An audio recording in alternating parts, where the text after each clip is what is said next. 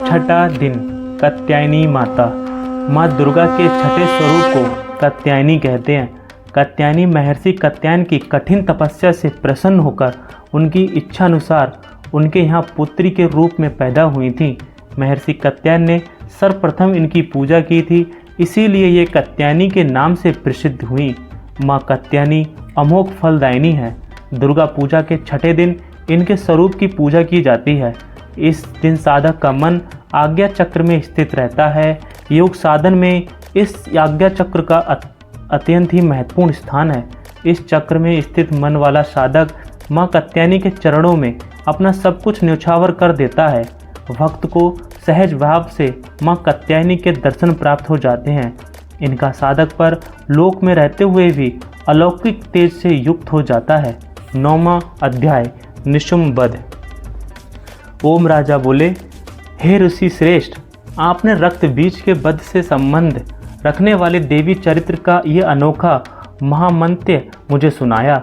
रक्त बीज की मृत्यु के बाद शुंभ निशुम्भ दैत्यों ने क्या किया, ये मैं आपसे जानना चाहता हूँ। ऋषि बोले, रक्त बीज के मारे जाने पर शुंभ निशुम्भ क्रोध में भर गए।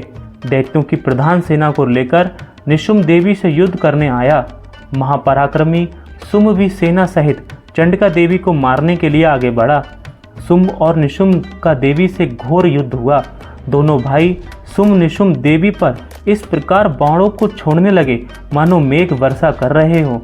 देवी ने असुरों द्वारा छोड़े गए बाणों को अपने बाणों से काट डाला और अपने शस्त्रों की वर्षा से उनको चोट पहुंचाई। निशुम्भ ने तेज धार वाली तलवार और चमकाती ढाल लेकर देवी के वाहन सिंह के मस्तक पर वार किया। इस पर देवी ने छुरप नामक बाण से निशुम्भ की तलवार काट डाली और उसकी ढाल के, जिसमें 8 चांद जड़े थे, टुकड़े टुकड़े कर डाले। ढाल और तलवार के काट जाने पर निशुम्भ ने शक्ति से का प्रहार किया, जिसने देवी ने अपने चक्र से 2 टुकड़े कर दिए। निशुम्भ मारे क्रोध के जल भुन गया और देवी पर सूल से वार किया, परंतु देवी ने अपने मुक्के से सूल को चूर चूर कर डाला। इसके बाद देवी पर उसने गदा से प्रहार किया। देवी ने त्रिशूल से गदा को काट डाला। अब वह फरसा लेकर देवी की ओर लपका। देवी ने अपने तीखे बाणों से घायल कर दिया। अपने भयानक पराक्रमी भाई निशुम्भ के घायल हो जाने पर शुंभ क्रोध में भर गया और देवी अंबिका को मारने के लिए दौड़ा। शुंभ रथ पर बैठा था, उसके 8 भुजाएं थीं, उसने भयंकर शस्त्र शोभामान थे।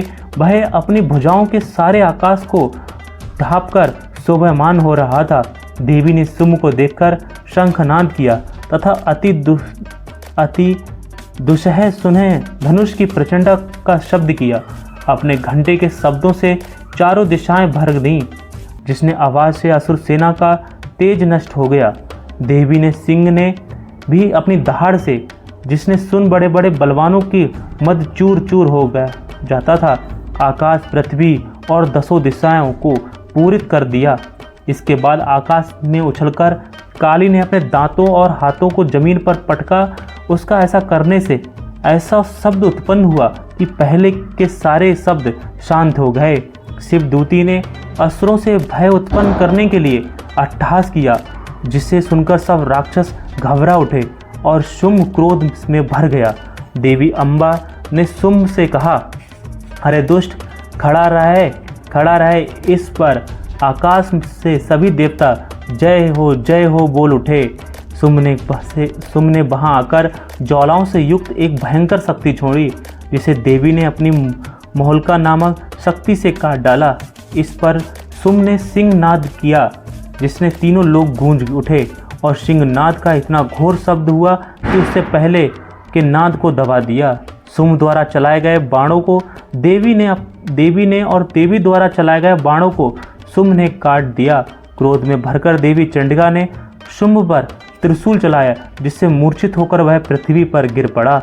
जब उसकी मूर्छा दूर हुई तो वह हाथ में धनुष लेकर देवी अम्बा, देवी काली तथा सिंह को घायल करने लगा। इसके बाद शुंभ ने 10,000 भुजाएं धारण कर चक्र आदि आयुधों से देवी को आच्छादित कर दिया। दुर्गम विपत्तियों का विनाश करने वाली दुर्गा ने क्रोध में भरकर उस सब चक्रों तथा बाणों को अपने चक्र तथा बाणों से काट डाला। असुर सेना से घिरा हुआ निशुम्भ बड़ी तेजी से गदा लेकर देवी पर लपका। निशुम्भ के आते ही देवी ने तीक्ष्ण धार वाले वाले खड्ग से उसकी गदा को काट डाला। अब निशुम्भ ने त्रिशूल लेकर आक्रमण किया तो देवी दुर्गा ने वेग से अपने शूल से निशुम्भ का वक्ष स्थल छेद डाला। शूल से विद्रित हो जाने पर निशुम्भ की छाती से एक दूसरा महाबली एवं पराक्रमी पुरुष खड़ी रहे कहता हुआ निकला। उसको देखकर देवी ने बड़ी जोर का ठहाका लगाया। अभी वह निकलने भी नहीं पाया था कि देवी ने उसका सिर काट दिया।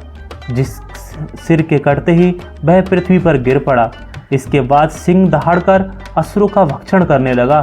काली और शिवदूती भी राक्षसों का रक्त पीने लगी। कौमोरी की शक्ति से कितने ही महादैत्य नष्ट हो गए। ब्रह्मा जी के कमंडल के जल से कितने ही असुर समाप्त हो गए। कई दैत्य महेश्वरी के त्रिशूल से बदीर्ण होकर पृथ्वी पर गिर पड़े और कई बारही के प्रहारों से छिन्न भिन्न होकर धराशायी हो गए।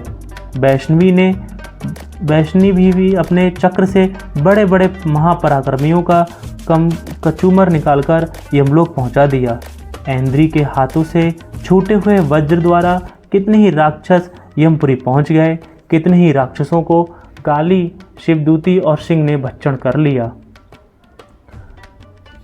शुंभ वध। ओम ऋषि बोले, हे राजन, अपने प्यारे भाई निशुम्भ को मरा हुआ देखकर तथा बहुत सी सेना के भी नष्ट हो जाने पर शुंभ को क्रोध की सीमा ना रही। वह देवी को संबोधित करते हुए बोला, हे दुष्टे दुर्गा, तू अपने बल पर अहंकार मत कर, क्योंकि तुम दूसरों के बल पर लड़ रही है। देवी दुर्गा ने उत्तर दिया, हे दुष्ट दानव, देख मैं तो अकेली ही हूँ। इस संसार में मेरे अतिरिक्त कोई दूसरा नहीं है। ये सब तो मेरी शक्तियाँ हैं। ये देखे, ये सब मुझ में समा रही हैं। इतना कहते ही ब्रह्माणी आदि सब देवी दुर्गा के शरीर में प्रवेश कर गईं और दुर्गा जी अकेले रह गईं। देवी बोली, मैं अपनी विभूति से अनेक रूपों में प्रकट हुई थी।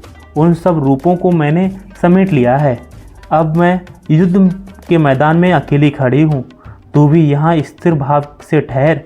ऋषि बोले, तब देवताओं और राक्षसों को देखते देखते देवी और शुंभ में भयंकर युद्ध छिड़ गया।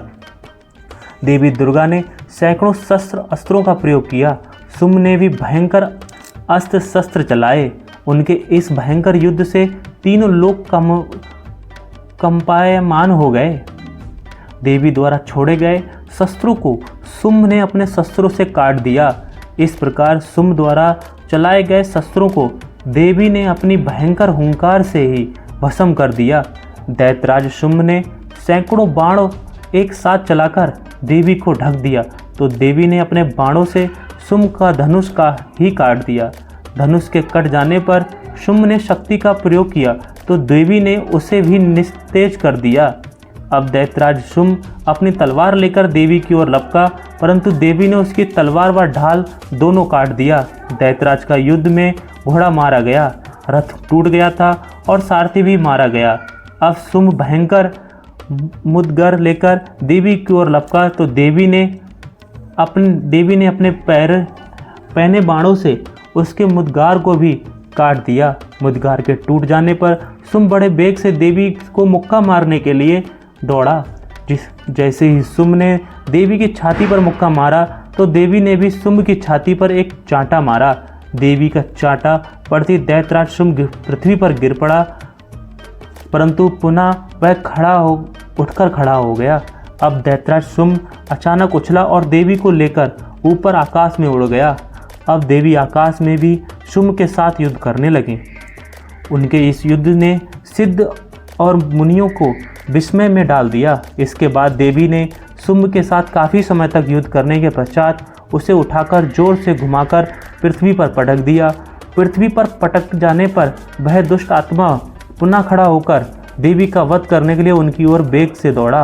दैत्यराज शुंभ को अपनी ओर आते देख देवी ने अपने त्रिशूल से उसकी छाती छेद कर पृथ्वी पर गिरा दिया। देवी के त्रिशूल से घायल होने पर दैत्यराज शुंभ के प्राण पखेरु उड़ गए और वह समुद्रों, द्वीपों तथा पर्वतों सहित समूची पृथ्वी को कंपायमान करता हुआ पृथ्वी पर आ गिरा। उस दुष्ट असुर के मरते ही सारा संसार प्रसन्नता से नाच उठा। पहले जो अनिष्ट सूचक मेघ और उल्कापात होते थे वे भी शांत हो गए। नदियां अपने सही मार्ग से बहने लगीं। देवगण बड़े प्रसन्न हुए तथा गंधर्व सुंदर गीत गाने लगे। बाजे बजने लगे, अप्सराएं नाचने लगीं, स्वच्छ वायु बहने लगी, सूर्य की उत्तम प्रभा हो गई। यज्ञादियों की अग्नियां जो शांत हो गई थी वह प्रज्वलित हो गई और तथा संपूर्ण दिशाओं का हाहाकार शांत हो गया। प्रजा सुखी हो गई और सर्वत्र शांति स्थापित हो गई।